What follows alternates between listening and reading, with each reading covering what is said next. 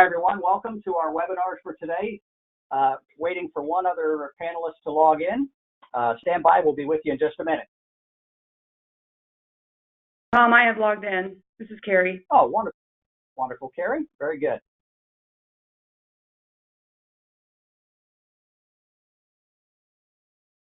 Hey, Tom, it's Chris. Can you hear me?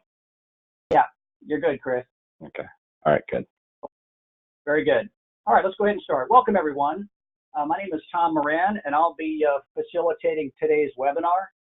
Very exciting concept that you're going to hear about today, which is innovative, new, and has been driven by real-world problems that facing the states, utilities, and a lot of you that are on the phone about how do you make data more reliable. So in today's webinar, we're going to have some opening remarks. We're going to provide you a brief on this new operational readiness level standard that's been developed over the last 6 or 8 months.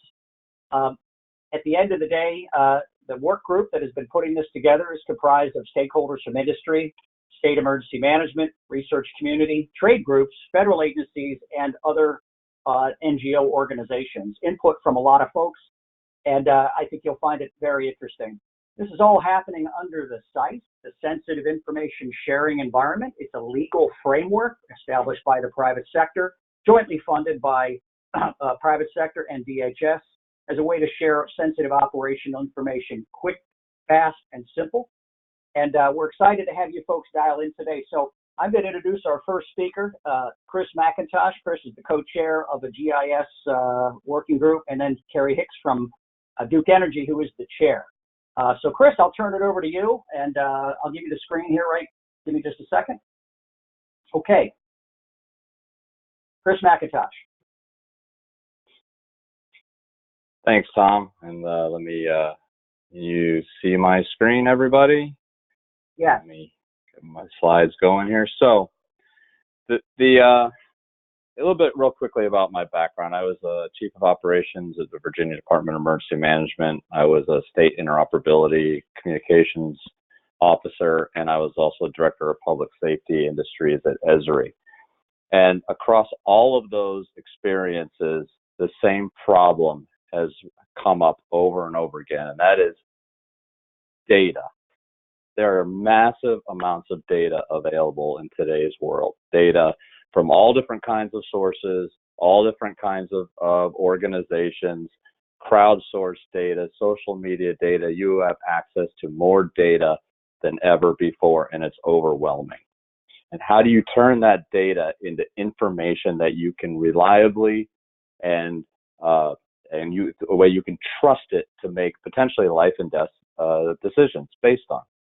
And then you also are dealing with technology options on top of this, where technology is moving at light speed and new things are happening, new analytics are becoming available, new algorithms, new platforms. And this is all coming at you at the same time, and you've got to make sense of all this in order to actually make field a decision-making system that you can trust in a crisis. And disasters are requiring faster decisions. So when you walk into an operations center, or you walk into a watch center, or you look at a dashboard or something on your laptop or on your mobile device, how do you know it's reliable? How do you know you can trust it?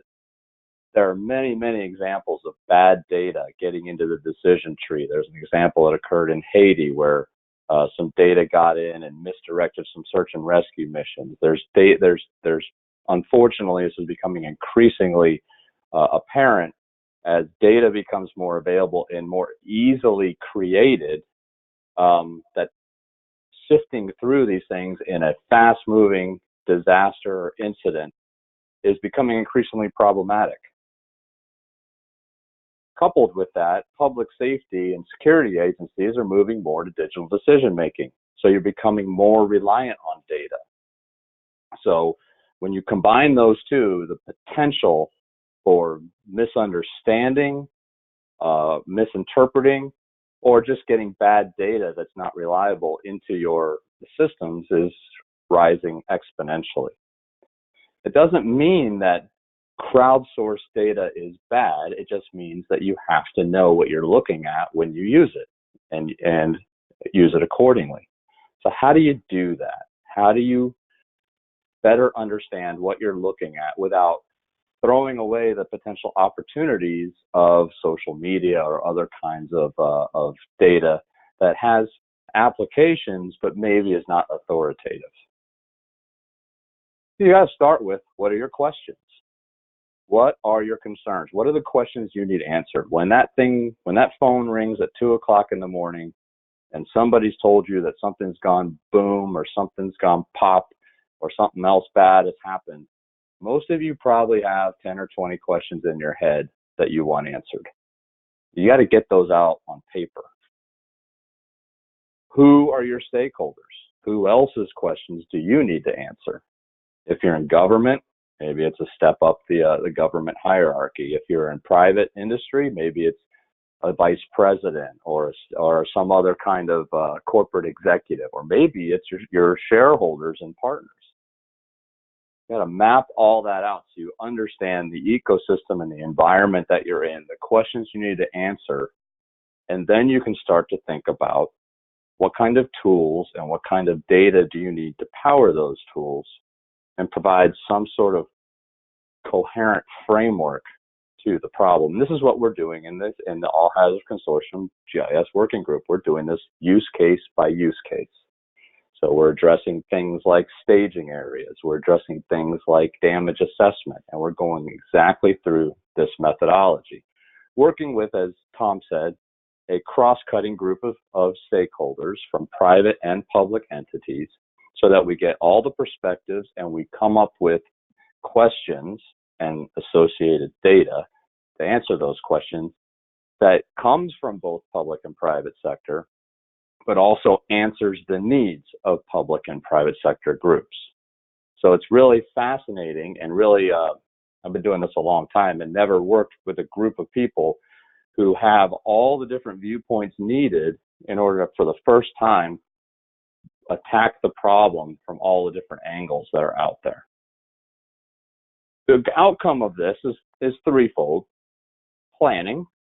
So what are the operational standards? What are the GIS data products that we need to answer those questions? And what are the data sources that can most reliably be used to power those answers? And you're going to hear about the ORL model here in a moment.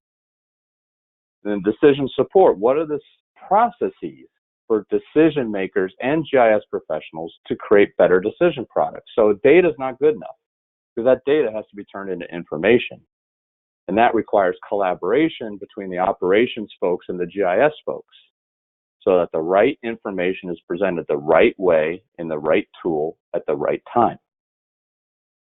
And then risk reduction, having the partnerships in place and using the operational response readiness level model to limit the possibility of misinterpretation of data, misuse of data, or just having bad or even nefarious data corrupt the decision-making environment.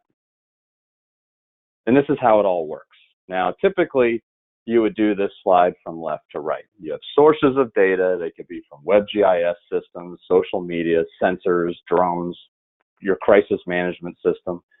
That powers, in an Esri-based world, a web map or some sort of base map. A web map contains a base map. It contains the analytics that you've decided, that who gets to see it, all that stuff. The web map powers apps. Multiple apps are available, and those apps are configured based on different user needs. But what we're doing, because we're driving this from the use case side, is we're starting at the right side. What are the needs? Who needs what information, when, and why? That drives the application configuration, because a dashboard may not be the right tool for somebody who is in field communications, yet they still need the information, so they'll use a mobile app. The dashboard works well back in the operations center. Both those applications are being powered by the same web map. And that web map is consuming live dynamic data from multiple sources that are vetted through the ORL process, which we're going to get into. All of that has a foundation in your standard operating procedures, and you may not even have standard operating procedures for this, so that's where you need to start. What do we want to do, and how are we going to do it? and then how are we going to deploy this to support that. So right to left is how we work through this process. Once you've identified the data, that data needs to be vetted, and Carrie is going to go through some of how this is done. The operational readiness level starts at 1. It's now, it's available, we know where it is, we know where it comes from, we have 100% confidence, and goes down to ORL 4. The important thing is not where the data resides in this continuum, it's that you know where the data resides in this continuum. As I said, not everything has to be from an authoritative ORL 1 source to have value for decision making. But you need to know if something's an ORL 3 or 4, so you can use that information appropriately. And Carrie is going to go into this in more detail in a moment. So we use our use case methodology, as I mentioned, and we identify the data sets that are pertinent to each use case. So if it's a weather use case, weather-based use case, we've gone through weather data sets. We have transportation ones. As I said, we're doing damage assessment now. And we start identifying multiple data sets that are of value to answer those questions. And then we vet them and we tag them to what ORL standard they are. So we know this is an ORL 1 weather, real-time weather feed, and this is a 3 or 4. And then catalog that so that the users of the SISE can use that and understand what data they're pulling into their applications, and they know that thoroughly. And then train their non-GIS decision makers on the ORL standards. Make sure that the data is labeled in the application so that the director or the ops chief or whoever, it's right there so they know what they're looking at, and make that a part of your standard operating procedures and your training program. So back to that. We identify the data and we vet the data. And then we have to continually reassess the data because sometimes data changes. Sometimes a data source goes away, is not being maintained, or it gets better, or it becomes more authoritative over time. So it's not a one and done. You have to consistently be going back through this over time. And we utilize a lot of group thinking, we call it the wisdom of crowds in the SISE, so that somebody else uses that data and said, hey, I went to go grab that data that we had at ORL 2 and it wasn't there, the link is broken. Well, now it's dropping in its ability to be used to a lower ORL level. And of course, all this has to be documented in your standard operating procedures, trained and exercised too, and that's how you turn data into actionable information inside your operations center. You have technology utilizing the best of the applications that are available, consuming data that you have vetted and thoroughly understand, that's documented in your standard operating procedures that you train and exercise to. You bring all that together and you will have a fantastic operating capability in your EOC or organization. This is what it looks like when done. You have the high-level ConOps down to job aids and checklists, training supported by training and exercises. So with that, I'm going to turn it back over to Tom, and I'll wait for questions at the end. Thank you, everybody.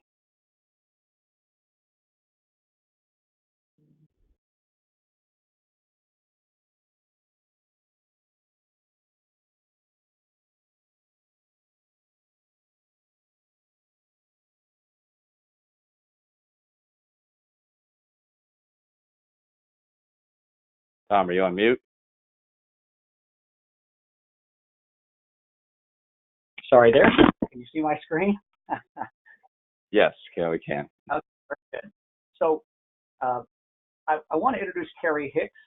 Carrie and the working group that's been working on this for quite some time have been working with NASA, the ESIT Federation, a number of groups that have been doing this. And this use case methodology is really key.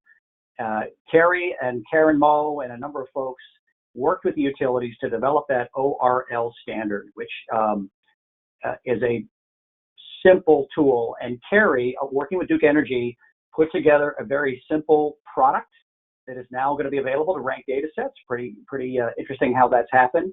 So I want to introduce Carrie, who is the chair of our GIS ORL subcommittee to the SISE working group. So Carrie, I'll turn it over to you and introduce yourself, and let's jump into the ORL standard. All right, great. Well, first of all, thank you everyone for calling into this webinar. We really appreciate that. As Tom said, my name is Carrie Hicks. I'm a senior data analyst at Duke Energy, and I've been pretty heavily involved in doing storm work for a couple years now, and I got involved with the SISE a few years ago. So this project has been kind of a long time working, and we're really excited to share this with you today. So as you've heard a couple of times, we've mentioned something called the operational readiness levels, and what I'm going to be doing is kind of going into detail on what that means, how this model came about, and how it could apply to you. So I'm going to be going through an example scenario, which is a scenario that actually happened to me in real life and kind of led us to come to this point. And then I'm going to dive into the philosophy and kind of an overview of the model and kind of discuss, the impacts on GIS professionals and decision makers alike. And then we're going to dive into the model itself and go through the criteria. Let's imagine a scenario where a GIS analyst is working to support hurricane response for a company like Duke Energy. They are helping support things like web mapping applications that provide situational awareness for higher up decision makers. And a request comes to your desk, which is to find live data on gas availability at gas stations and add it to the map. And the reason why this data is needed is because crews are getting bottlenecked by evacuating people, and the gas stations are starting to run out of gas. So you have to provide this data and very quickly. And so you start to do some research. Within a few minutes, you come across a source of data that displays data from GasBuddy, which GasBuddy is an app that some of you might be aware of, which provides information on gas stations, whether they're open, whether they have gas prices, etc. So you grab that endpoint and you add it to your application, and the decision makers who made that request, they start to use it to inform routing decisions as they bring in crews from surrounding regions. So imagine that you're a decision maker in this scenario. You have that gas station data and you start using the data to make decisions and inform colleagues that the data is available so that they can make decisions. And within just a few minutes, 50 people or more have already viewed that data and are using it to inform their response efforts. So at first glance, this sounds like a win, right? So in this case, it was a win, but it was also a very close call. And like I mentioned, the scenario is not made up. It actually happened during Hurricane Irma. And after the dust cleared after that event, we went back and we looked at that GasBuddy data set, and we discovered a couple of troubling things. So first of all, there was no metadata provided with that GasBuddy service. We didn't know who the data facilitator was. We didn't know who was hosting the service, where it came from, and it was not stated how often the service was being updated. And it turns out that this service was actually not being updated. It was just a snapshot in time that was used to help decision makers at the beginning of the hurricane, but it never got updated after that. So if decision makers had used this data several days later, it would have been very out of date and it could have caused a lot of issues. So this leads us to the operational readiness levels and what it is and why it's important. So the previous scenario happens more often than you might think, and it can actually have some major implications on disaster response situations and even on everyday sort of operational situations. So had the decision makers referenced that GasBuddy data a week later, they would have been using old data, and that could have delayed response, but at worst it could have caused a safety incident. So the operational readiness levels model was created to mitigate this situation. So the ORL model is a tool that allows us to translate the operational readiness of a data set from technical data characteristics to an easy to understand and standardized ranking. So as Chris mentioned earlier, data sets are ranked between 1 and 4, where 1 is the highest level of operational reliability and 4 is the lowest level of operational reliability. And you can see on this image here, it kind of goes through how those different levels are laid out. So someone like a GIS analyst can quickly rank the data set using preset criteria. And when they pass that data along to a decision maker, that person immediately understands how reliable the data set is without having to worry about the technical details, which they don't have the time to worry about anyway. And maybe most importantly, as that data set gets passed along to other decision makers, the ranking travels with it. So rather than me having to say, you know, we're going to send you this data set, but be careful because of X, Y, Z, and then that gets lost along the way, the ranking travels with it and people have an understanding of the limitations of the data right away. So the power of the model is that immediate recognition of data set reliability and of its shortcomings, which allows for decision makers to make better data-driven decisions and hopefully for data providers to then provide better data. So let's talk a little bit about why the ORL models are impactful and important, both for GIS professionals and for people that are in operations or who are making decisions based on that data. So first of all, for GIS professionals, what the operational readiness levels really helps us with is to kind of establish a built-in questioning attitude when discovering new data sets. So rather than having the expectation be that we comb the internet for data, we grab it and we throw it on an application and keep going, the ORL model forces us to slow down and actually ask questions about the data set.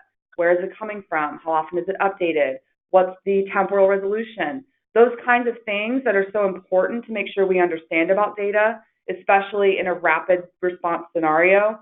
It sort of slows everything down and makes us assess whether the data set is even appropriate to use in that situation. It also helps us standardize processes and communication of data set reliability. So rather than sort of doing a fly by the seat of our pants approach to this, we have a standard and a process that's laid out for us to follow, which is very important. And it also reduces liability on the part of the GIS professional. So if you are a GIS analyst and you go out and find data and you provide it to a decision maker and something bad happens and the decision maker comes back and says, well, you gave me this data that said that this gas station was open and we had to turn around and move 200 crews back the other way. The GIS professional, if they had gone through the process and the standard of ranking the data set, they can say, well, I communicated what the ranking was, you were aware of the ranking, and the liability has been reduced. So on the side of the operations and decision makers, they're provided with a more simple and rapid understanding of data reliability. If you are in a response scenario, you don't want to have to dig into the technical details of data. And in fact, I can guarantee people won't do that. They're just not concerned. They want to know the information they need right then and there so they can move on. So what the ORL model allows for is for them to have that immediate recognition after a lot of education, of course, to know how reliable a data set is, and they can move forward with confidence in that data. It also helps to improve safety and efficiency as a result of that reduced risk. I think Chris earlier in the webinar mentioned reducing risk, and that's largely what this is all about. So reducing risk leads to better safety, and in the electrical industry particularly, we're very, very concerned about that. And lastly, of course, it helps us to make more informed decisions, which is always a good thing. So what I'm going to show you now is what we call our ORL model decision tree. So it's a diagram that represents kind of the general structure of the model. And to rank the data set, you actually start from the top left and you answer each question. And if you answer yes, you move down, which is towards ORL 1. If you answer no, it bumps you down a level or 2 levels or even 3 levels. So for example, I'm going to zoom in here so that you can see. The first question is the data set, does it come from a trusted and vetted source? If the answer is no, that's actually going to bump us out of the model entirely, because if you aren't able to establish where a data set is from, that's not a data set that you want to use at all. So in order to be ranked on the ORL model, you have to know where it's from, and the source has to be a vetted source. The second question is in relation to security. So most services these days are served over HTTPS and are SSL encrypted, but you do come across some sometimes that are HTTP. But if it is HTTP, that's going to bump it down to a 3, just because most of the technology these days, especially Esri, requires services to be HTTPS or better. So that's just something that we have to consider. Interoperability. So I'm going to go into what this means a little bit more in depth in the next slide, but the question has to do with how easily shareable the data is.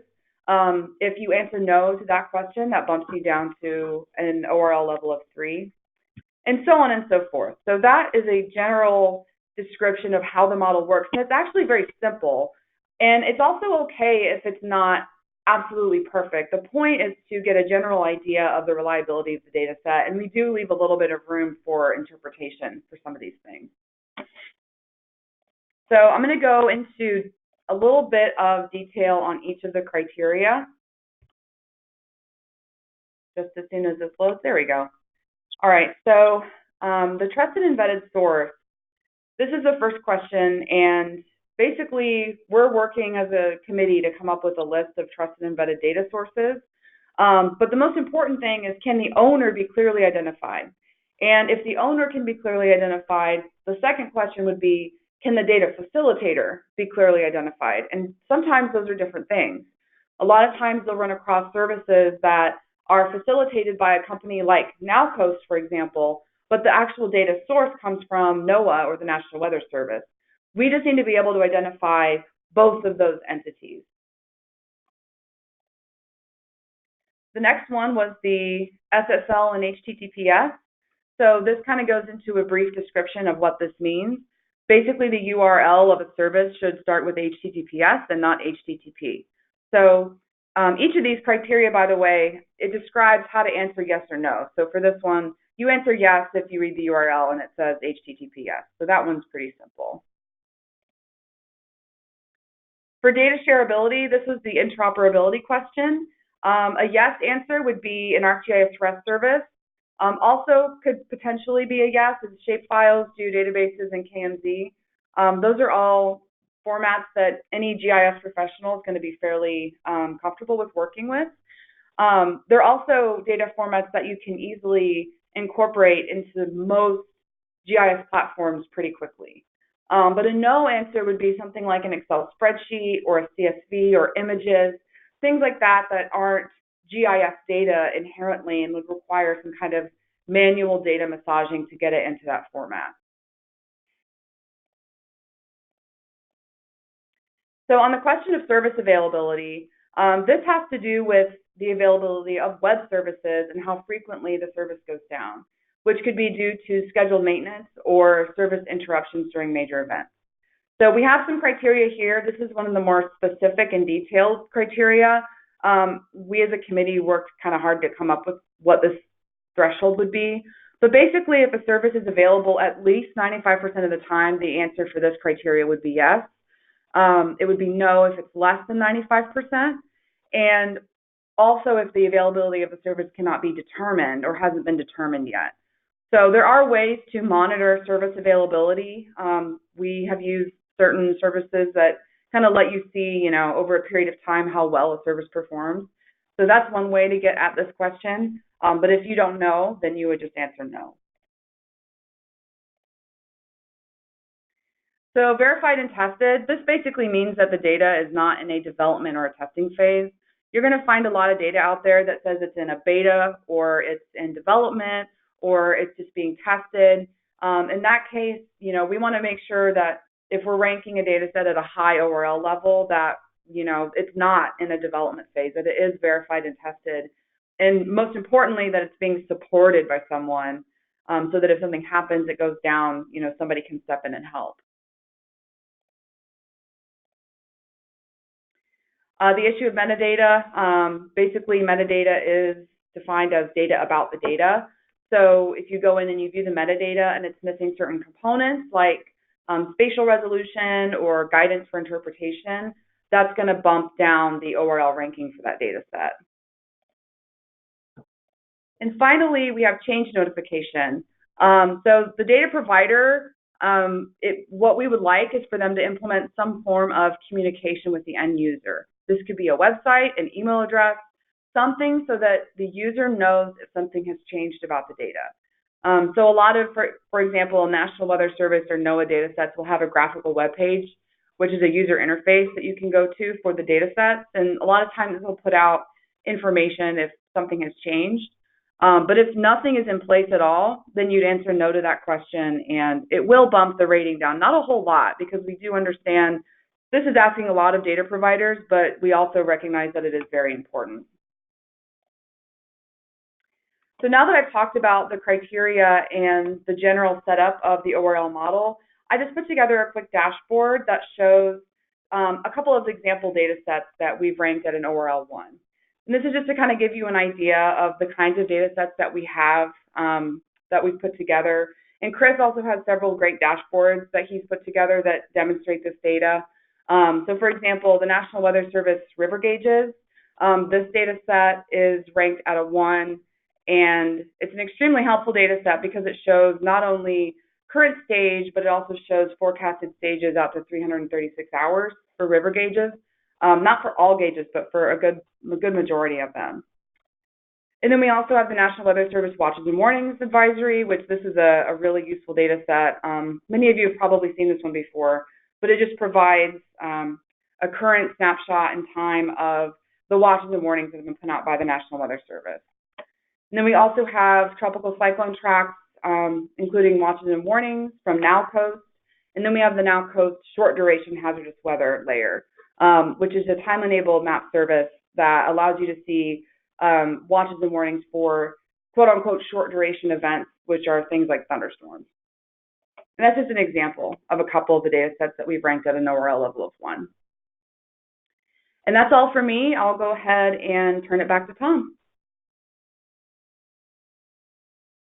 Thank you, Carrie. Let me pull up my screen here real quick.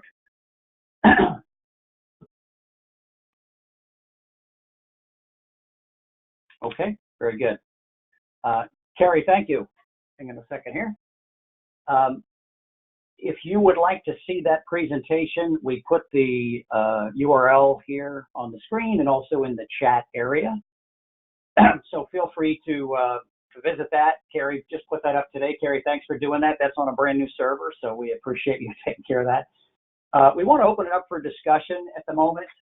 We've had a number of meetings around this issue over the last 6 or 7 months. If you have a comment, you can type it into the text box or raise your hand and we'll unmute you.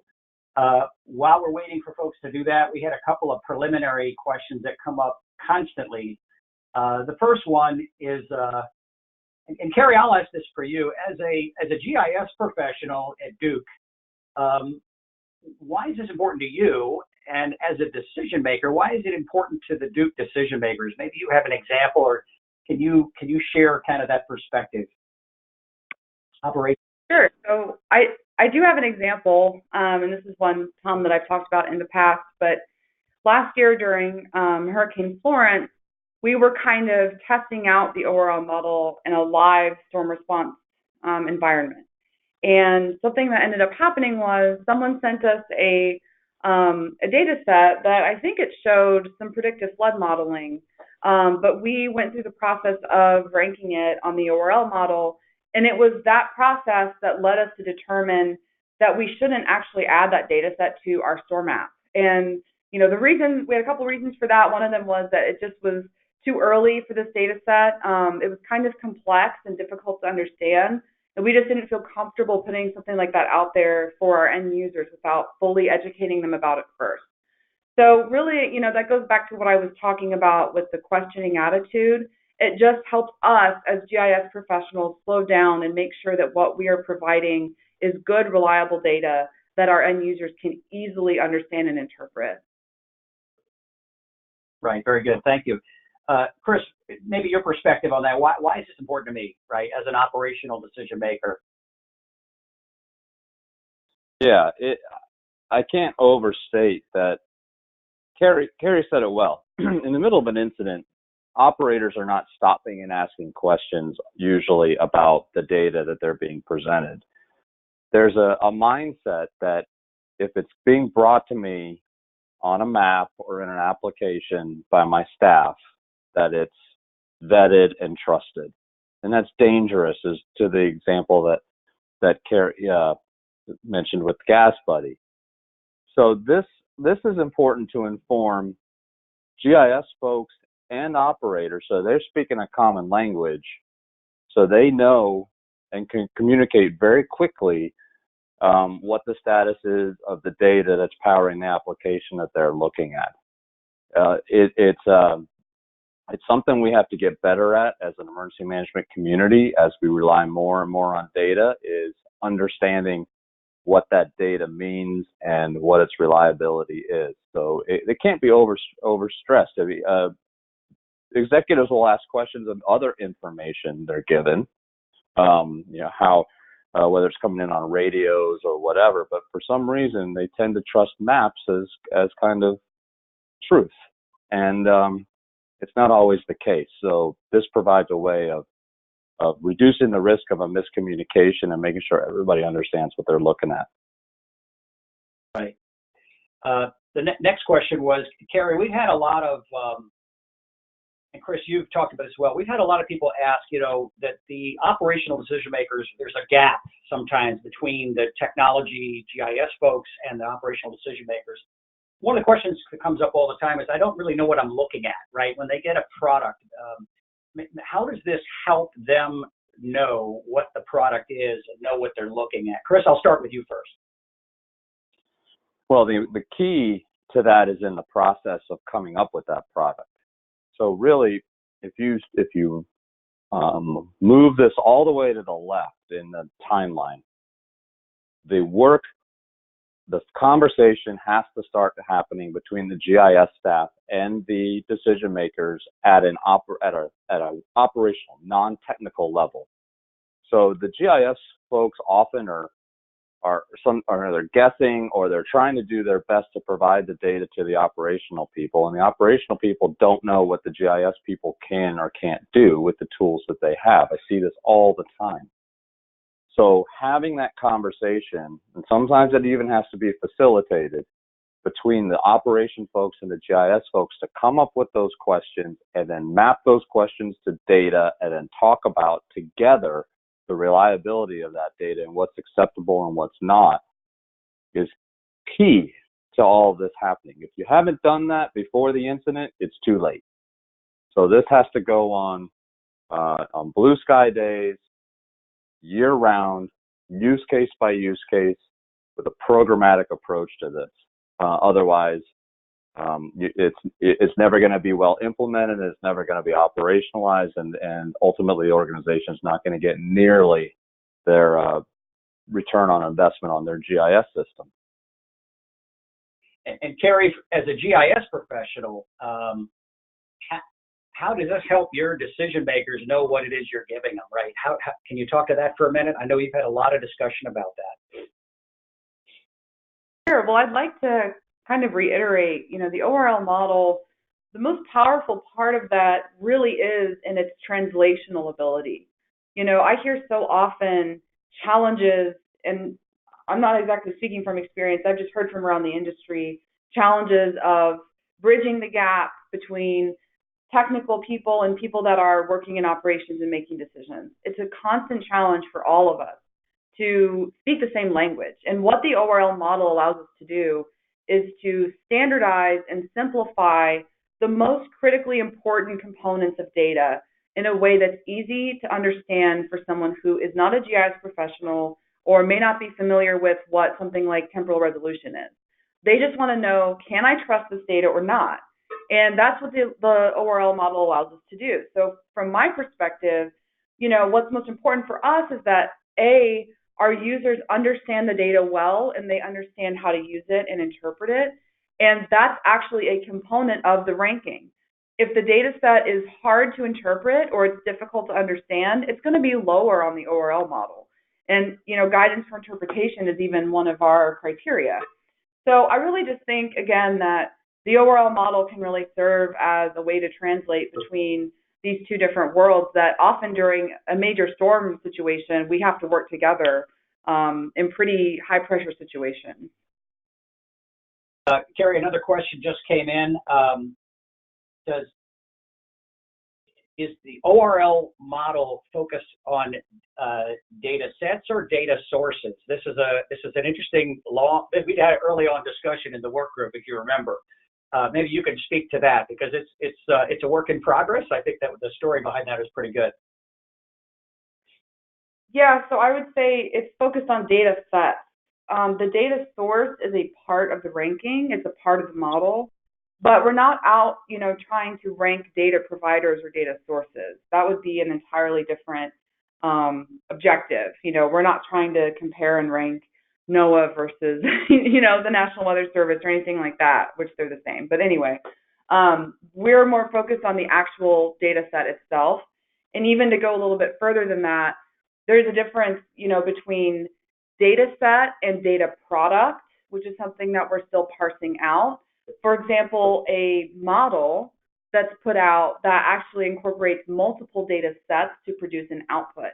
How do we rank that on the ORL model when there's actually multiple data sets involved? Do we rank it as its own individual product? So that's something we're still working through. It's not perfect at this point, nor is it complete, but it is a work in progress, as Tom said. Okay, very good. Next question is, does the federal government own the metadata or is the data siloed? Thank you, Ted Manakis, for the question. Chris, Carrie, you want to comment? Either of you. The data provider owns the metadata. So whoever that is, they're the ones who populate the metadata. And it's not siloed. If it's a service that's shared interoperably or through a REST service, then the metadata is shared right along with it. And Carrie, anything you want to add to that? Yeah, I would just say that I don't know that this group necessarily wants to become a data facilitator. We would rather the data provider be responsible for hosting the data and making it available. And we're just, creating a place where people can access that data and understand the reliability of it. But I don't think there's any plan for us to start siloing data sets in that way. Okay. Thank you. Next question from Alice Lippard. In your estimate, is the largest percentage of data used in the model, or maybe has been used so far in the model, from government sources? Chris, let me get your perspective on that based on what you're working on to date. I think it's really driven by the use case, but it's driven by the use case. So far, yes, the majority of the data sets that we've worked with are government sources, largely because they're the low-hanging fruit. As we get more and more into this and we expand the use cases and start looking at more data providers, that's going to change. It's going to be private sector data, company provided data, and so on and so forth. Just the government data is the easiest for us to begin with. Carrie? Yeah, I would just echo what Chris said. I don't really have much to add. That was a good summary. Well, and I think as the working group has matured and expanded, the use cases do really drive that. I think predominantly weather was the first round of discussions. And I know there's an ORL1 data set library that the working group is maintaining. And I think what's coming down the road seems to be, Chris, you correct me if I'm wrong, but I think transportation, drone, aerial photograph data, transportation data, those types of things are in the next set of use cases. Very good. Yeah, correct. One other thing to add to that, Tom, you just made me remember something. There are private companies who provide, and this came up in weather, who provide very good weather data. And they're easy to vet in the ORL model because they're providing this as a fee, have a service level agreement, which answers many of those questions. But we did have a really robust conversation about the interoperability of private company provision data because there's a license involved with using that data, and that may limit sharing. So we have looked at those use cases and are continuing to work through them. Very good. Good. I want to pay attention to time here. We're coming up on on the hour here. If you'd like to get information about the SISE, there's a website address there for you to, you can register with that. This is not a public domain. Everyone is registered to participate in the SISE, and through its committees and work groups, it's working these issues. And lastly, I think at the end of the day, the big idea is this is done on a use case by use case basis. One of the working group's challenges was how to stay small and focused, because this goes very large very quickly.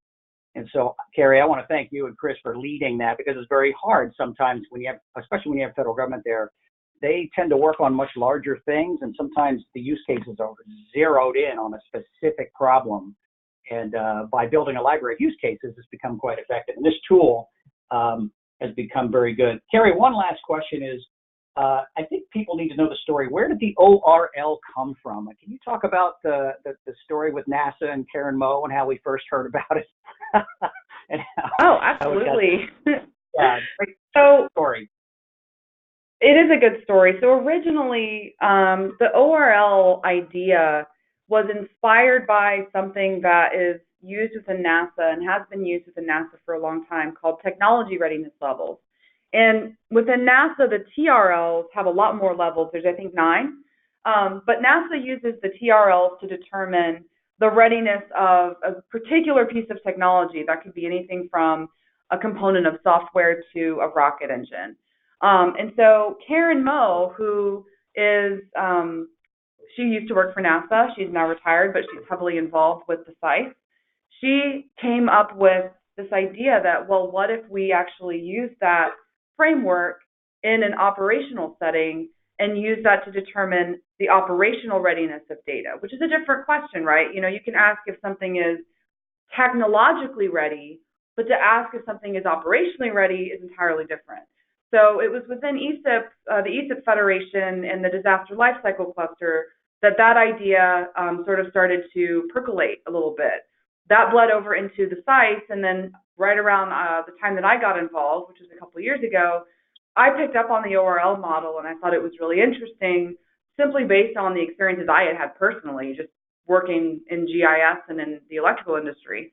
So it kind of took off from there, and we started the ORL committee within the SISE, a year and a half ago, 2 years ago, I'm not even sure at this point, which that led us to then create the GIS committee, which is what we're working through today, which is actually concerned with implementation of the ORL model. So that's an overview of the story. It's a pretty cool one, I think. Yeah.